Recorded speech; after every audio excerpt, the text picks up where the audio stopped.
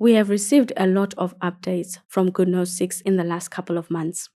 Our review of the app is due for an update now because it's simply not the same app anymore. But before we get to that, let's see what's been happening in the app. Hey guys, it's Robsy back with Paperless X, a channel dedicated to easing your digital transformation. If you're new to our channel, hello. Make sure you subscribe and turn on your notifications to join the family. If you're already subscribed, fantastic human, welcome back. We have a complete course for Goodnotes 6 on our website, on Paperless Humans, our second YouTube channel, and Udemy.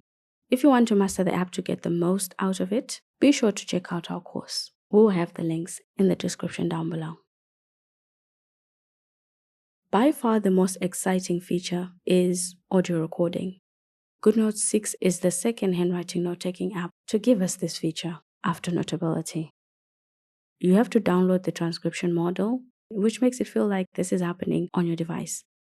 And naturally, I had to find out if it does happen on your device, because that would just give us the piece we don't have in Notability.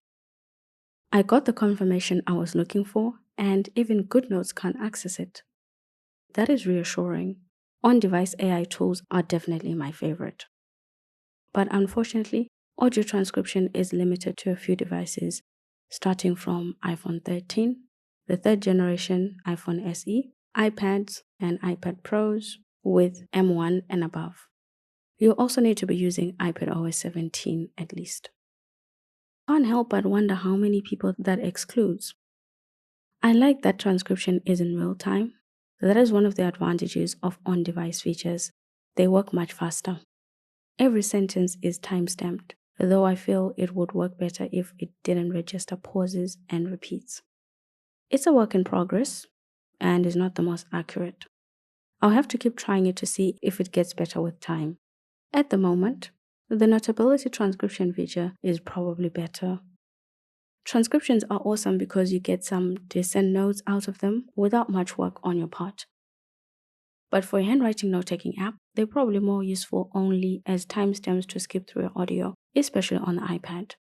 Goodnotes doesn't handle text very well. It's great with titles and a few sentences once in a while, but you can't work with a lot of text in the app. We can also now reduce the noise from our surroundings, but it's probably best to keep it quiet. You still need to avoid noisy places, otherwise it can actually even turn off your own voice. Do you guys think you'll be needing editing options for the transcription? Because we don't currently have that. You can't edit your transcriptions. So let us know if that's something that you need. I hope we get a way to identify notebooks with audio recordings from the homepage. It would make life a lot easier. Goodnotes is the third app to bring a timer into a handwriting note-taking app. ProDrafts was the first. You can track the time you spend on different activities in the app. If you find it distracting, you can hide it and bring it back up just as quickly. You can pause and continue your countdown, a handy tool for both students and professionals alike. It would have been handy during my chemistry classes, but even now I can see how useful it can be. I love the modes you can create for activities you frequently do. The app also keeps track of your history, and you can name different timers so you don't forget what they were about. It's super helpful for verifying some information a bit later. If you prefer a stopwatch, you can use that instead. Creating laps is straightforward, and I like that you can see the duration of each lap without too much work while also tracking how long the stopwatch has been running. There is one update that is probably the smallest, but it's also the biggest deal, probably for all of us. We can now move our selections across pages in the app. Finally, after decades, we don't need to use workarounds anymore, and this is, for me, the biggest news ever. Am I the only one? We also have a rectangular lasso tool. I've never understood why an app needs both, but it works faster, and other note takers simply prefer it to the freehand one, and I suppose that is reason enough. Goodnotes has the plainest looking tape we have seen in a handwriting note-taking app. You only get plain colors like you have with your pen tool.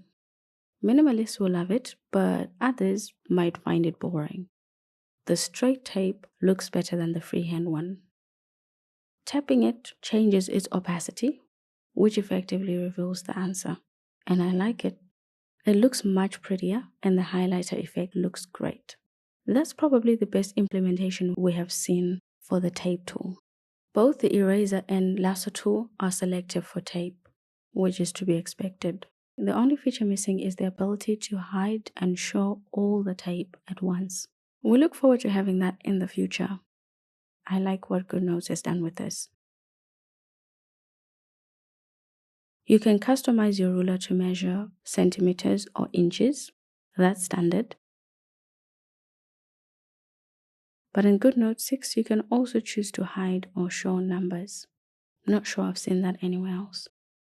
You can set specific coordinates for your tool, but not sure if this is in relation to your page or iPad screen. It's probably easier to move the tool yourself. Is it just me, or is the angle measurement a bit off? This is actually the first time I've tried using the ruler tool to measure angles. I don't get it. It's not following an obvious logic that I can follow, but I'll try again and see how that goes. Goodnotes now has a calligraphy pin. It's the one I was using throughout this video up until this point. The more tools, the better.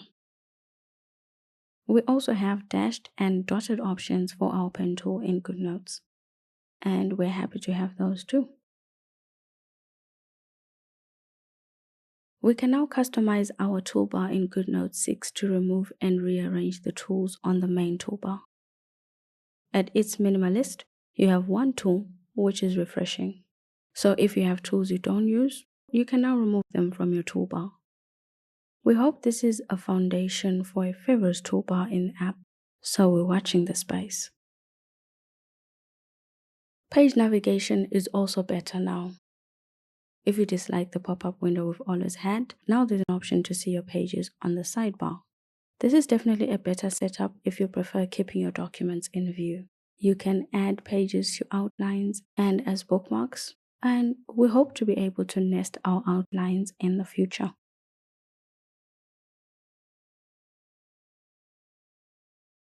We can now make our comments stand out by turning them into sticky notes.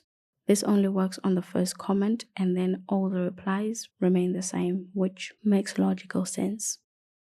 You can easily view the replies to that comment. It's a great setup. We don't have any options for the sticky color or its text, but we are hopeful. For now, we can resize the sticky note and its text.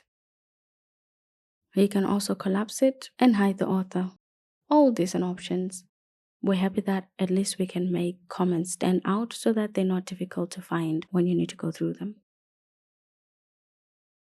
These are all the exciting updates, and we're happy to see how the Goodnotes developers are actively developing the app to make it even more useful and powerful. Which of these updates have you loved and added to your workflow? If you're not using Goodnotes, are any of these convincing enough to switch to Goodnotes? Do tell.